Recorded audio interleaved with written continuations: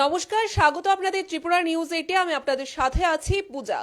আমরা প্রত্যেকেই জানি, আমাদের কাছে ইতিমধ্যে খবর এসে পৌঁছেছে। আজকের দিনে সবচাইতে বড় খবর, সেই ডিজিটাল সন্ত্রাসী যার আতঙ্কে ছিল গোটা রাজ্যবাসী, অর্থাৎ বহির রাজ্যে পালিয়ে থেকে যে রাজ্যের মুখ্যমন্ত্রী থেকে শুরু করে প্রাক্তন মুখ্যমন্ত্রী, রাজ্যের যাকে অর্থাৎ যারা তিপ্রাসা জনগণেরা রয়েছে তাদের বুবাগরার মাকে নিয়েও পর্যন্ত যারা যে কুৎসা রটিয়েছে এতদিন পর্যন্ত, সেই ডিজিটাল সন্ত্রাসী সৈকত তলাপাত্র ইতিমধ্যে কিন্তু গ্রেফতার হয়ে গেছে এবং কিছুক্ষণ পূর্বে আগরতলা বিমানবন্দরে অর্থাৎ এমবিবি বিমানবন্দরে তাকে নিয়ে আসা হয় এবং তার পরবর্তীতে এবারে আইনি পদক্ষেপ গ্রহণ করা হবে।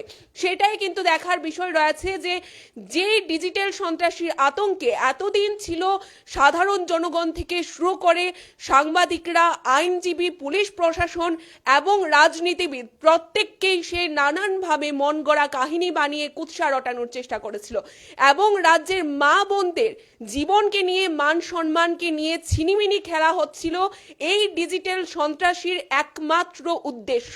এবং এই ডিজিটাল সন্ত্রাসী সৈকত তলাপাত্রকে ইতিমধ্যে আগরতলা বিমানবন্দরে নিয়ে আসা হয় এবং গ্রেফতার করা হয়েছে, তাকে নিয়ে আসা হয়েছে। এবং আজকের দিনে হয়তোবা যারা এতদিন পর্যন্ত রাজ্যের মা বোন থেকে শুরু করে রাজনৈতিকবিদ, সাংবাদিক, তাছাড়াও পুলিশ অফিসার, আইনজীবীরা যারা তার কবলে পড়েছিল, যারা তার এই ধরনের রোষানলে পড়েছিল, তাদের মুখে হয়তোবা আজকে একটু হলেও হাসি ফুটেছে আজকে এই ডিজিটাল সন্ত্রাসীকে গ্রেফতারের খবর গোটা রাজ্যবাসী যখন জানতে পেরেছে।